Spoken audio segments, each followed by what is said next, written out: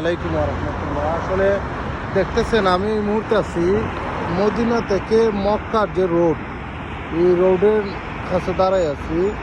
এই যে দেখেন তিনজন পাকিস্তানি, এই যে পাকিস্তানি ভাই তারা এই অর্ধেক রাস্তা এখান থেকে পার হইছে, আর বাকি অর্ধেক রাস্তা যে তারা যাইবে এটার কোনো সাহসও পাইতেছে না, এই সুযোগও পাইতেছে না।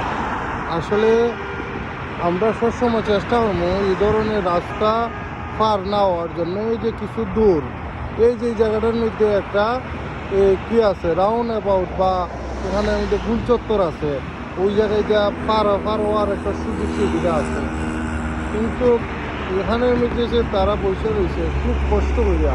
এই যে এই যে এই যে এই যে এখন চলে গেছে, ঠিক আছে, খুব কষ্ট হয়ে জায়গাটা পার হয়েছে এবং তারাই এমন স্পিডে দৌড় দিছে, সর্বনাশ।